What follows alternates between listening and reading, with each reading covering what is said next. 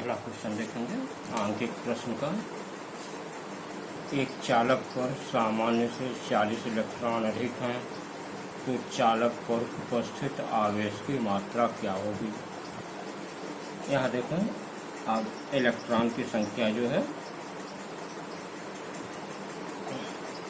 Electron की संख्या बराबर, इलेक्ट्रॉन की संख्या आप जानते हैं n, यह बराबर 40 और इलेक्ट्रॉन पर आवेश, इलेक्ट्रॉन पर आवेश E का मान आप जानते हैं 1.6 इंटू 10⁻⁻⁹। यह इतना कूलम जो है यह आवेश होता है। आप फार्मूला पढ़े हैं कि Q, आवेश Q जो है, आवेश Q बराबर N इंटू E होता है। यहाँ आपका देखें कि आवेश निकालना है तो यह N का मान 40 गुणे E 1.6 इंटू 10⁻⁻⁹, और यह आप देखें 16 चौका हो जाएगा 64.0 गुणे 10⁻⁻⁹। यह जो है इतना कूलम का आवेश जो है आपका, यह आपका आंसर। देखेंगे दूसरा क्वेश्चन है, एक चालक तार में 5.0 इंटू 10⁻⁹ मुक्त इलेक्ट्रॉन प्रति सेकंड प्रवाहित हो रहे हैं, चालक में धारा का मान क्या होगा। इस क्वेश्चन में देखें कि इलेक्ट्रॉन की संख्या दी है, इलेक्ट्रॉन की संख्या n बराबर 5.0 इंटू 10⁻⁹ इलेक्ट्रॉन है, और इलेक्ट्रॉन का आप आवेश जानते हैं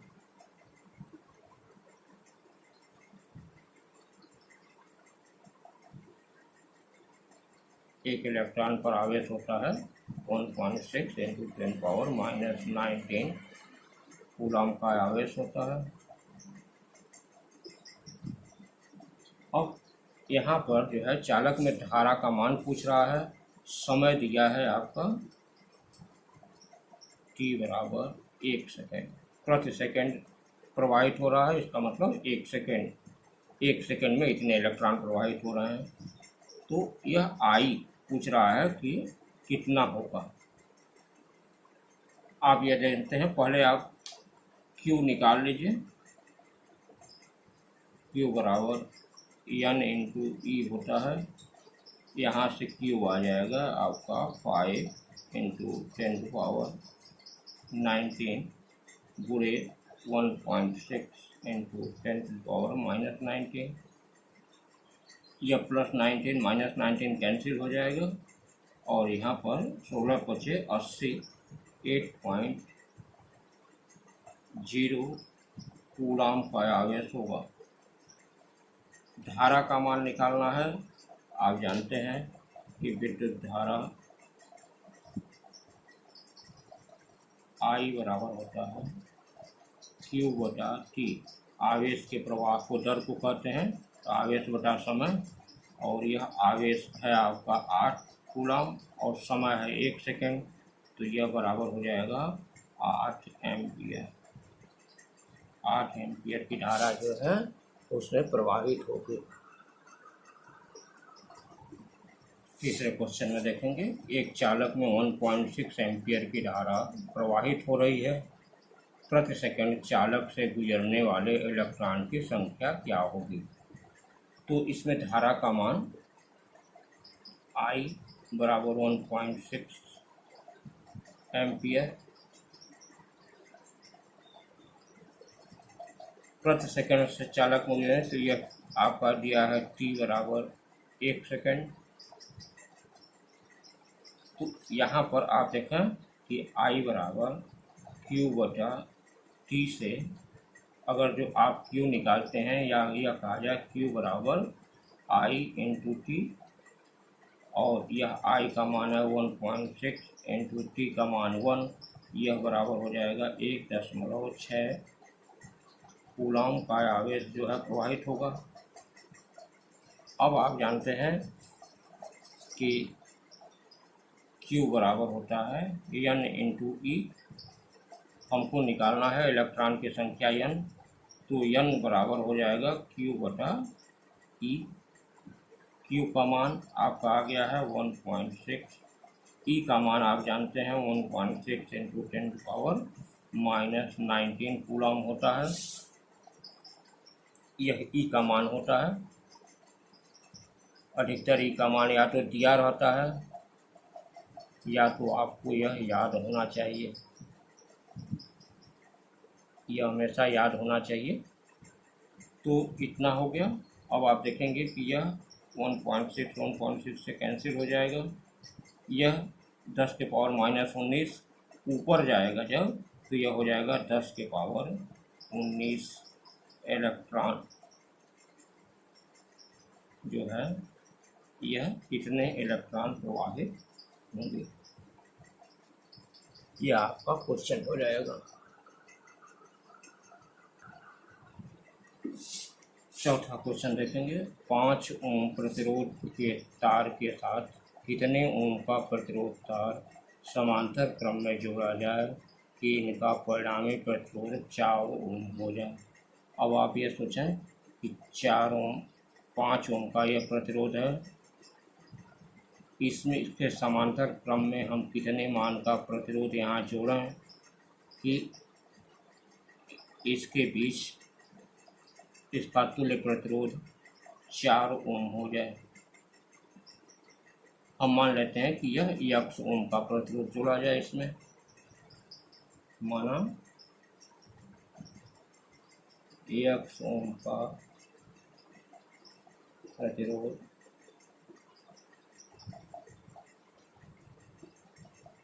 समांतर क्रम में जोड़ा जाए।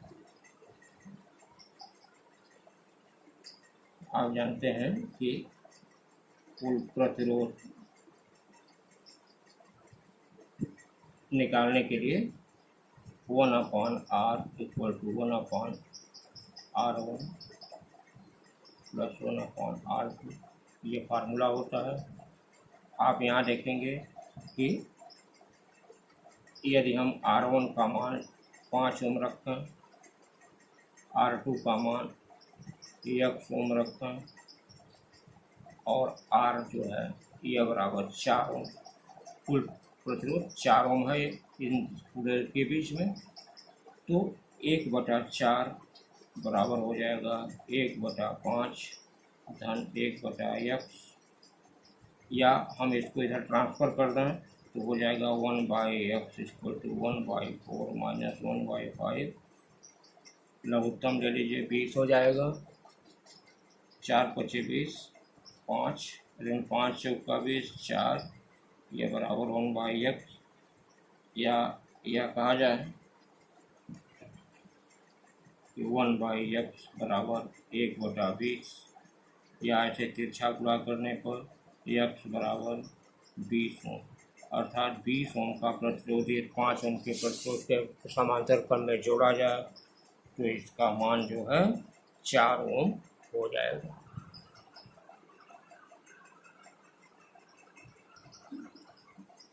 पांचवा क्वेश्चन देखेंगे, दिए गए परिपथ में सेल द्वारा प्रवाहित धारा I की गणना कीजिए। यह आपका सेल है, सेल आपका 10 वोल्ट का है, इसका विभवांतर दिया है। इस सेल से आप देख रहे हैं 8 ओम और 8 ओम के यह 2 प्रतिरोध समांतर क्रम में जुड़े हैं, इसके बाद यह 5 ओम इसके श्रेणी क्रम में और फिर यह 1 ओम इसके श्रेणी क्रम में। इस तरह से ये चलते हैं, जिधर से प्लस है इधर से ऐसे चलेंगे। तो पहले आप देखेंगे कि यह दोनों समांतर क्रम में हैं, जिसको हमने जैसे मान लेते हैं कि यह ए और बी सिरे के बीच 8-8 ओम के 2 रेजिस्टेंस लगे हैं, और उसके बाद तो फिर 5 ओम और यह 1 ओम का प्रतिरोध। तो सबसे पहले हम इन 2 समांतर क्रम के में लग जुड़े होने के कारण पहले इन दोनों का मान निकालेंगे, जो इसका मान आएगा वह इसके श्रेणी क्रम में हो जाएगा, तो पूरे परिपथ का प्रतिरोध निकाल लेंगे।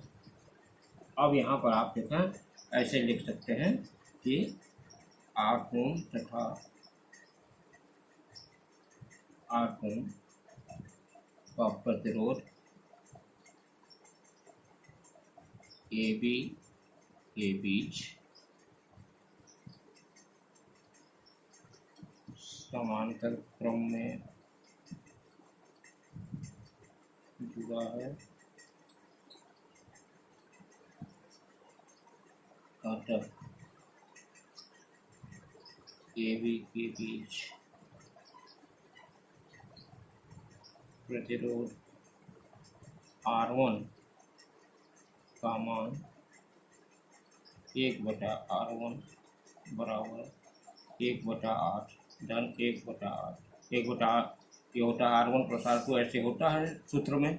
तो हम इसको अगर हम यह R1 मान लेते हैं इस प्रतिरोध को, यहाँ के पूरे के प्रतिरोध को, तो यह हो जाएगा आपका 2/8 1/R1, या इसको आप अगर कर दें तो 2 × 1 2 2 6 4 तिरछा गुणा कर देंगे तो R1 बराबर जो है 4 ओम।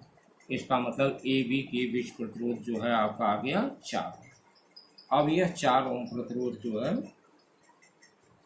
5 ओम और 1 ओम के साथ श्रेणी क्रम में जुड़ा है।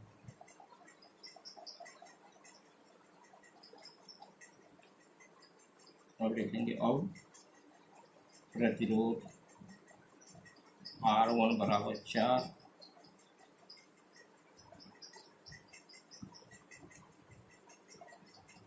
5 ओम तथा 1 ओम का प्रतिरोध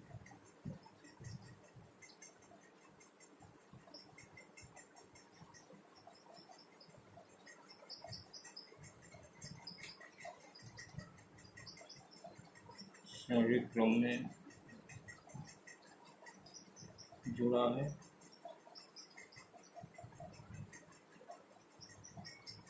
अतः पूरे परिपथ का कुल प्रतिरोध R बराबर हो जाएगा 4 + 5 + 1 बराबर ये हो गया आपका 10। R का मान आ गया पूरे परिपथ का। हमें निकालना है धारा I की गणना करनी है। तो आप जानते हैं V = ओम के नियम से V = R × I होता है। I बराबर जो है यह हो जाएगा आपका V/R। V का मान दिया है 10 वोल्ट, यहाँ 10/10 यह बराबर हो जाएगा 1 एम्पीयर। यह आपका पूरा क्वेश्चन हो जाएगा। इस तरह से आप जो है इसको यह हल कर लेंगे।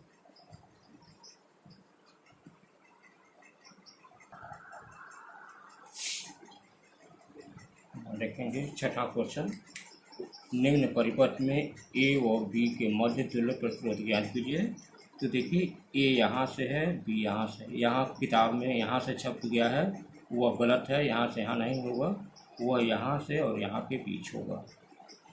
आप ये मान लें कि पहले यह C और D के बीच देखेंगे कि 5 प्रतिरोध यह लगे हुए हैं। हाँ, यहाँ देखेंगे कि इस परिपथ में C और D के बीच जो है यह 5 1-1 ओम के रेजिस्टेंस 1 ओम 1 ओम, यह 5 प्रतिरोध जो है समांतर क्रम में जुड़े हुए हैं। तो हम यह कर सकते हैं, पहले हम इसका प्रतिरोध इतने का निकालना, फिर इसके श्रेणी क्रम में यह 1 ओम 1 ओम होगा, तो यह Q के बीच प्रतिरोध का मान आ जाएगा। पुनः इस पूरे प्रतिरोध के समांतर क्रम में 1 ओम का प्रतिरोध होगा, तब आपके A और B के बीच पूरे परिपथ का प्रतिरोध आएगा। तो इसे निकालने के लिए पहले हम लिखेंगे बिंदु C एवं D के बीच 5 प्रतिरोध एक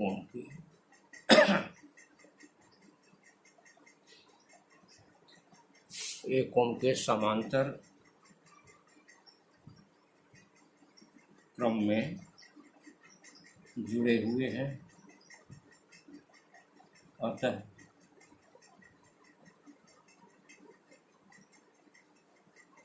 R1 प्रतिरोध का मान 1/R1 बराबर 1/1 धन 1/1। ये पांचों प्रतिरोध समांतर क्रम में हो गए, 1/R1, 1/R2, 1/R3, 1/R4, 1/R5, इस तरह से। तो यहाँ आप देखेंगे कि यह 1/R1 यह निकल जाएगा 1, 2, 3, 4, 5, 5/1 आप लिख सकते हैं, या R1 बराबर यह ऐसे गुणा करने 5R1 बराबर 1, या R1 बराबर हो जाएगा 1/5। यह 1/5 ओम का प्रतिरोध हो गया CD के बीच। अब R1 बराबर 1/5 ओम के श्रेणी क्रम में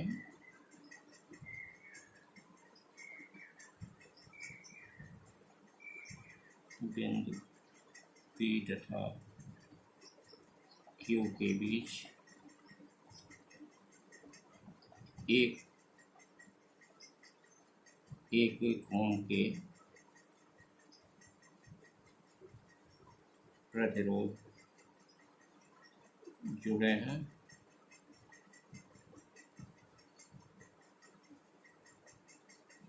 अतः P तथा Q के बीच कुल प्रतिरोध R2 मान लेते हैं। R2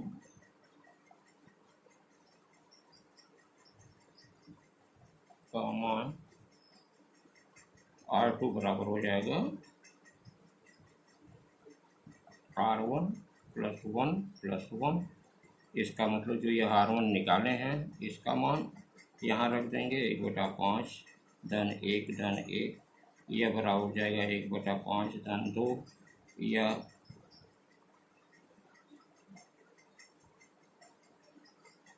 यह 5 गुना 10, 11/5 ओम। यह R2 का मान हो गया। R2 का मान आ जाएगा आपका 11/5। अब R2 मतलब इस इतने पूरे प्रतिरोध को यदि हम R2 कहेंगे, इस इतने पूरे प्रतिरोध को यदि हम R2 कहेंगे तो इसके समांतर क्रम में यह 1 ओम का रेजिस्टेंस होगा। तो अब इसको आप इस तरह से देख सकते हैं,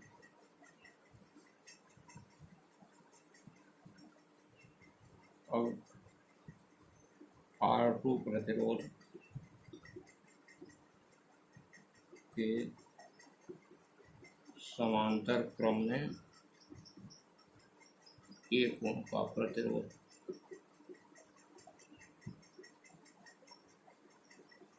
जुड़ा है, अतः AB के बीच कुल प्रतिरोध R का मान 1/R बराबर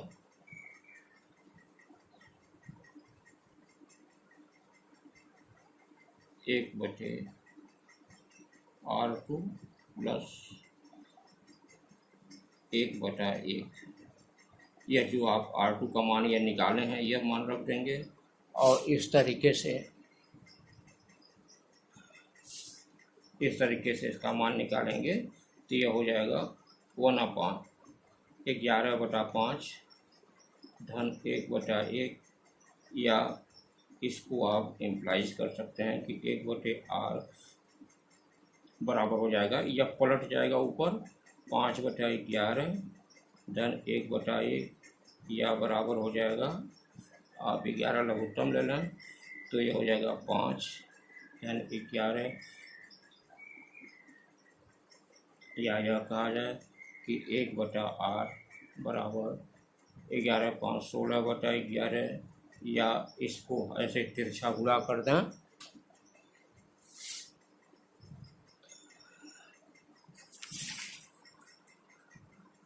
तिरछा गुणा कर देते हैं तो यह आपका हो जाएगा 16R बराबर 11, या R बराबर 11/16। इस तरह से पूरे परिपथ का यह प्रतिरोध R का मान जो है 11/16 ओम यह आपका आ जाएगा।